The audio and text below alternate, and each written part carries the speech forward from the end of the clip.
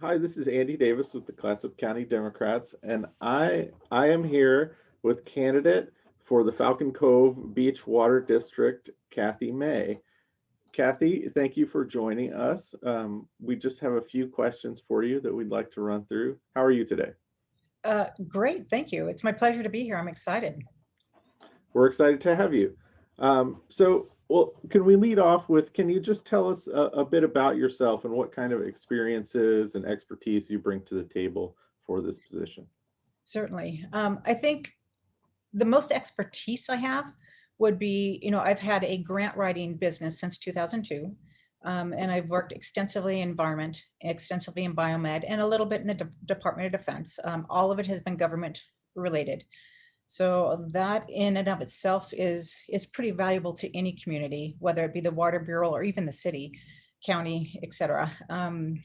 It's been very successful. We've never had any slumps. The money's there. We just need to know how to get it and get it correctly. The second thing that I bring to the table, I believe, is my godfather is very renowned in the environment globally.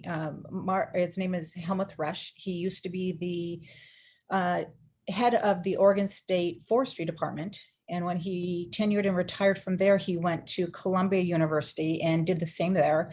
And now, even though he's older, he's on a global environmental council. So he goes into different countries and lectures and talks about all the different environmental issues that we have today. And he is an open door resource for me on any question and anything that I need to know. But since his home was in Oregon, he's very cautious and very careful and very interested in what is happening in our communities here, especially along the coast. But I think the most valuable thing that I bring is, I'm a unaffiliated independent, and I have voted as much on the left as I have on the right, and I truly vote for the individual person rather than partisan politics. And I see in our community, we're small, and I was raised in a town of 130 people on the coast in Southern Oregon. And so I know the dynamics that go between neighbors and households in the communities like Falcon-Cove, Cove Beach. And the current board, I think, has done wonderful things. I think they've done a great, fantastic job in what they're doing. But at the same time, the Cove itself is torn. It's been this party against that party, and they're talking about each other, and it's got a really negative vibe to the entire community it's brought in. And it's the board itself has I'm going to say this even out loud, because the board itself has been very divisive and limited who is allowed to speak and who's allowed to have opinion. And I just want it to be neutral. I've worked in acquisitions and mergers for a long time, and so I know how to be biased and listen to both sides and try and find a middle ground so that everyone is included. And I just don't want our community being in this anguish all the time, and the stress that it's putting on the individuals that live there, the people that live there full time, the people that live there that have a vacation home, and the people that have vacation rentals. There needs to be a balance, and currently there is not. It's definitely a him against her or a them against us, and it's tearing the community apart. And that's why I chose to do this. I have the resources to be effective, and I'm hoping to kind of bridge that divide that's currently in our community. Okay. Well, so you just answered in part at least the second question, which is why are you running for this position? But there's a follow-up here, which I'll still ask, which is what things do you want to accomplish on the Water District Board? My goal on the Water District Boards completely, I would like to aid in any kind of funding that we need. Like I said, I think they're doing a fantastic job as far as stabilizing the water situation, bringing in wells and what they've done. But financially, I know that I can write the grants. I can have some of my grant writers write the grants that can aid in that funding, which will alleviate financial pressure both on the county as well as our community.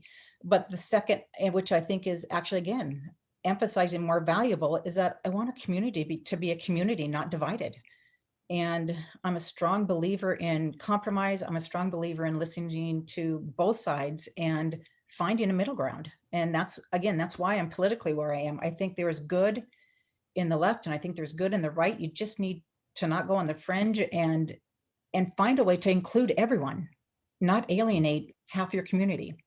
And those are my two goals. I want to continue what they're doing, but I want it to be a community effort, not just a board effort, I guess is the best way to say it. Okay, sure. Thank you.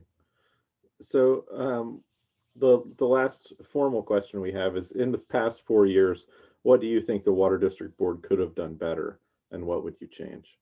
And again, you may have covered this somewhat, but Yeah, no, I think they're on the right track, and I think they've been good, but it's the forcefulness.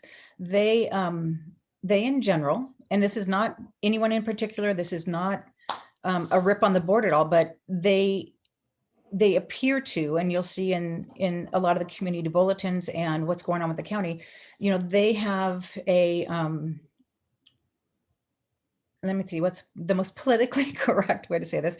There is biased against the rental houses in the Cove, and water use has been a huge issue. They've done a brilliant job on handling that, but I don't think that they've been as transparent as they need to be. And it's not that they're trying to hide anything, but they've set their goals. They've got people doing what they need to do, but they're not sharing it with the community openly and honestly, or at least not, they may be honest, but not fully transparent. And that causes rift between one house and one neighbor and another neighbor who doesn't understand or doesn't believe that everything is going as smoothly as maybe I do. And those bridges need to be gapped. And for example, on the last board meeting, they had a unanimous vote to not let any of the members of the community speak during the board meeting. Meaning we couldn't ask questions. We can only add questions in writing now, and it'll be addressed, the next meeting. Where, in my opinion, when you have a small community like this, like the one I grew up in, 130 people, when you're addressing something, you want to be addressed at that time. And it's better to get it out and open and on the table and discussed, and then put it in the past, rather than let's prolong this till the next time and shut the people out that we don't want to hear. I disagree with that wholeheartedly. And that decision right there, and the following discussion, which, about why they did it, was very alienating to me. They blamed it on people that had different opinions than they did, and they didn't want to have the conflict of having to discuss or clarify what their decisions were. And I think that was unfair to the other side of the community. So I thought maybe by chance I could come in with the valuables with Uncle Resh, and I could come in with a valuable of being able to write these grants for no expense and just donating that time, and maybe bridge that so that we can have open, transparent communications. That's my goal. all right, thank you.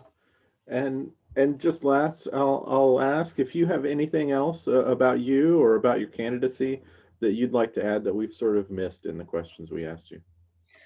I think I was pretty full, pretty plain or pretty clear.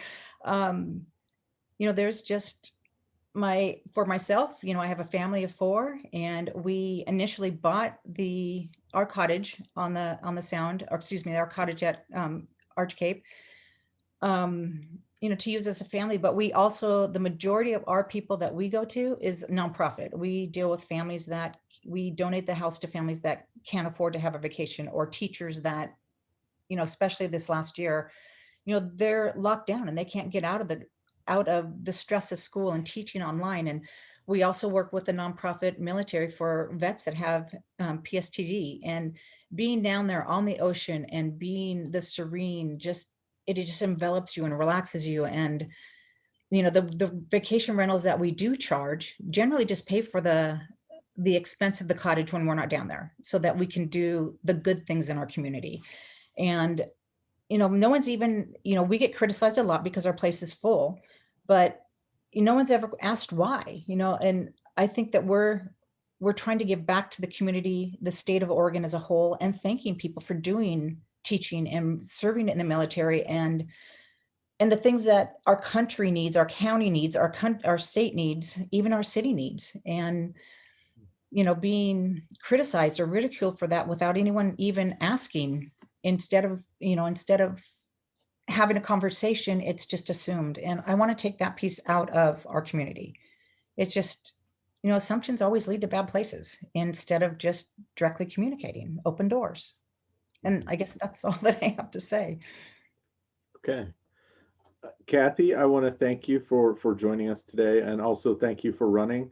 We always appreciate people who are willing to put their time and effort into community service like this. So we appreciate It's it. Thank you. important. Yeah, it's important. Community is everything. It's what keeps us going, right? It does. Thank you, Andy, for having me. I appreciate it. Sure. Good luck in the election, and we'll see you soon.